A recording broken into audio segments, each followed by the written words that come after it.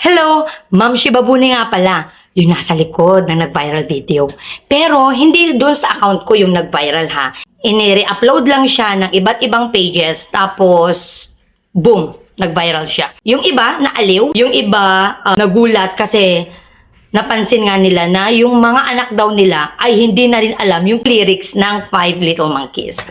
Magre-react lang ako, and this reaction is intended po sa mga kapwa ko kaguruan at sa mga future teachers at sa mga parents na gustong malaman yung strategies ng teacher o ng mga teachers at syempre sa'yo na rin kasi chismosa ka. Kasi nga, gusto mo rin malaman, di ba? Gusto mo rin mapag-usapan or gusto mo lang din malaman talaga. And of course, what are the 3 things that we may be able to learn from this kind of situation? Real talk, Darbs. Hindi na kita mahintay. Alright. First is yung pagiging flexible ng mga teachers. May mga well-prepared lesson plans ang mga teachers. At yung Five Little Monkeys ay part ng motivation ko. Dahil ang purpose ng motivation is to get the attention ng mga estudyante mo. Para maiwasan mo sabihin, hoy, tumingin kayo sa akin, makinig kayo sa akin, nagtuturo ako dito. Motivation part is very important. Another purpose ng motivation, it may be an eyelet of your new lesson. Ibig sabihin, related yung motivation mo doon sa lesson mo. Para mas lalo silang makinig sa'yo.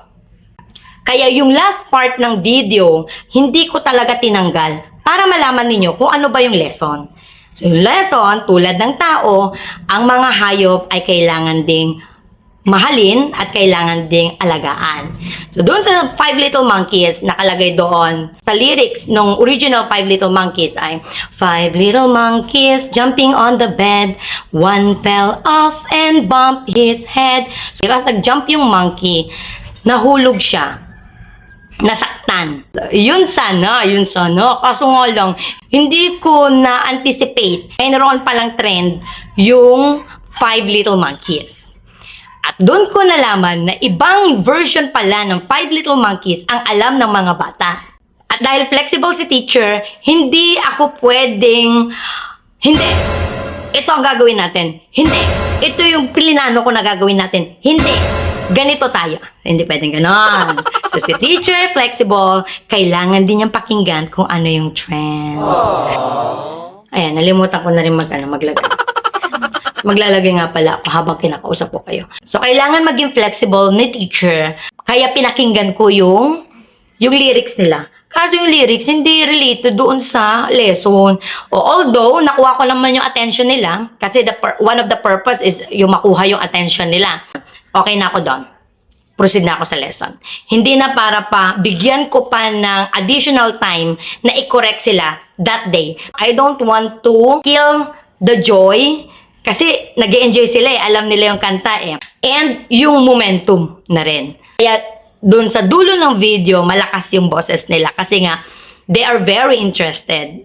Pero kinabukasan, Friday, hindi na ako nag-video.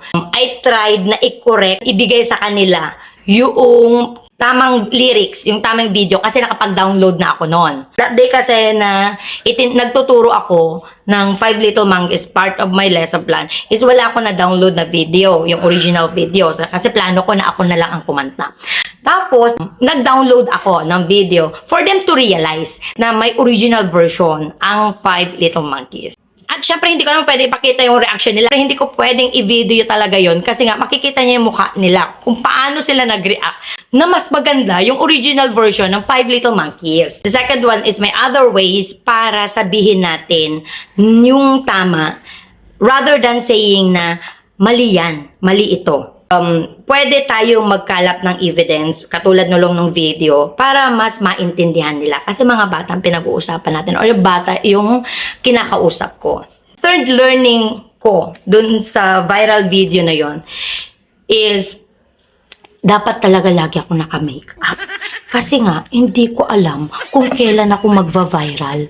Hindi ko alam kung kailan kakalat yung video. By that time, pawis na pawis ako.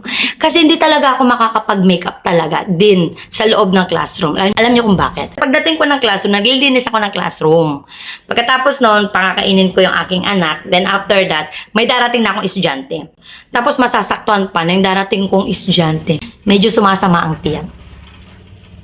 Teacher CR ako. Aba, yung kamay ko nilalagay ko sa mukha ko. Tapos,